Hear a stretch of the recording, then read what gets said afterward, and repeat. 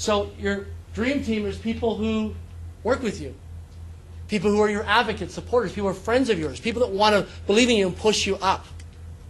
Remember the movie called The Lone Ranger, the TV show called The Lone Ranger? You ever watched that, The Lone Ranger? You know, the Lone Ranger was not always alone, he had Tonto. Right? So you create a dream team of people, of men and women. Now, here's what I'd like you to write down. You want to spend time with people that you respect and admire, not people you're always having influence on.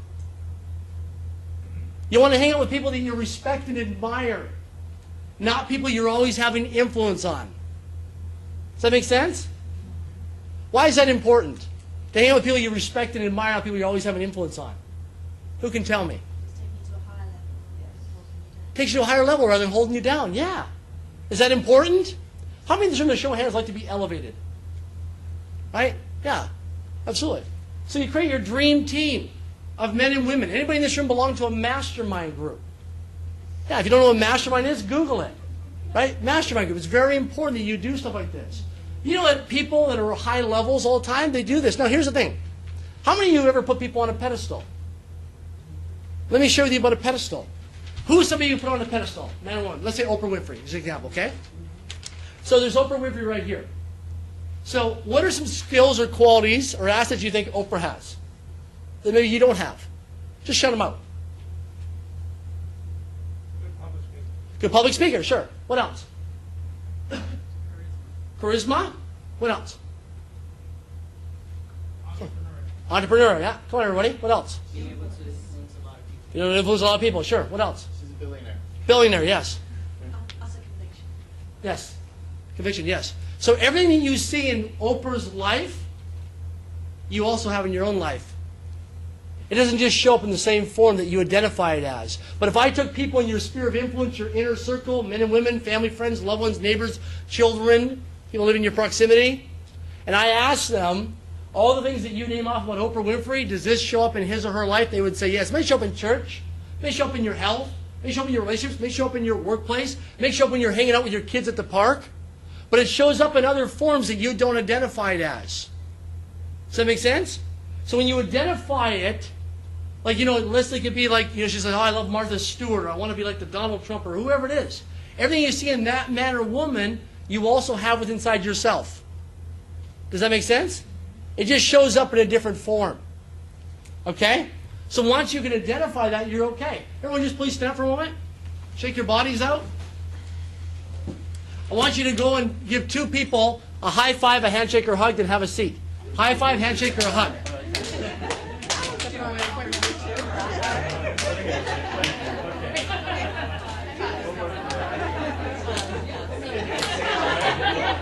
Thanks for coming up. Okay, you can have a seat, please. Okay. Good job. Everyone have a seat. Let's look at social networking. We're going to look at, everyone say social networking. Social networking. Okay, so social networking is this. Social networking is, it's a contact sport. Right? If you're not good at social networking, then you want to have a person on your dream team that is. Does that make sense? You want to have somebody else on your dream team that is. So, let me share something else with you. With regards to social networking, also it's very important to prioritize and organize your life. Would you agree?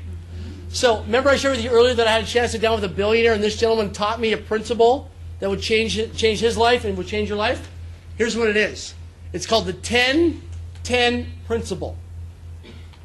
It's called the 10-10 principle. Anybody ever heard of this? The 10-10 principle. Before you go to bed tonight, you're going to write down on your paper, laptop, desktop, electronic organizer, whatever you use, something. You're going to write it down. What are your top 10 highest priority activities? It could be maybe just taking your children to school. It could be taking out the garbage. It could be paying a bill. It could be returning a phone call, setting up a proposal, whatever it is.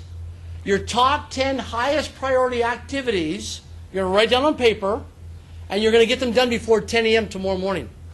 Now, if you don't do them, you can delegate them. Now, some of you say, well, gosh, that's a lot. Here's the thing. Start with one.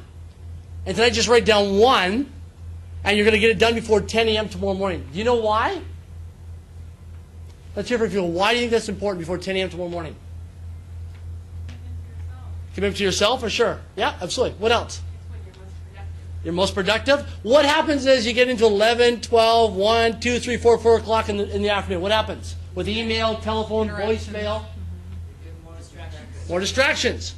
The average person today is interrupted approximately every 7 minutes. I think it's probably about 4 or 5, but statistically it's every 7 minutes. How many of you agree that's pretty accurate? Right? So before 10 a.m. tomorrow morning, if you just write down 1, because some of you say, well, 10, that's a big jump. Again, you got to feel safe, what the gentleman said.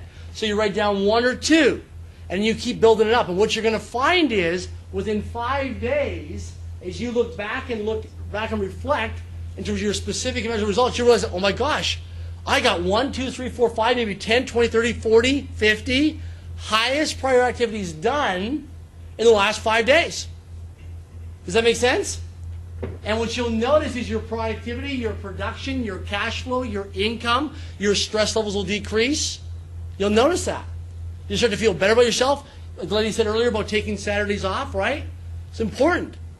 How many feel that you could start using this tonight and within the next 5 days start to see changes in your life? Absolutely. So it's called the 10-10 principle. Highest priority activities. Now, if you don't want to do them, you delegate them. Now, here's the thing. Did you know there's men and women out there today that you can meet on the internet, people in your own community, your own neighborhood, your own subdivision where you live, your own cul-de-sac, your own building, apartment building you live in, that would just love to have I'll give you an example. A couple weeks ago, I needed to have a PowerPoint done. And it was short notice. I was traveling with some corporate stuff. I posted on Facebook, could someone help me create a PowerPoint presentation? We'll have a phone conversation and you could create it. 7 minutes later, a woman emails me on Facebook, messages me, she said, I would love to call me. I call her up. I said, what is it you need? She goes, I just want to contribute. I don't need to get paid. I've got nothing else to do. My kids are sleeping. I'll just do it. In less than 1 hour, she created me a full PowerPoint presentation and then emailed it to me. And she felt good about it. So people, here's the thing. Some of you watch my videos so you know this. For every question that you don't ask, what's the answer? No. For every question you don't ask, the answer is no. So when you make a request, people do 1 of 3 things. They'll either accept it, decline it, or counteroffer it. They'll accept, decline, or counteroffer.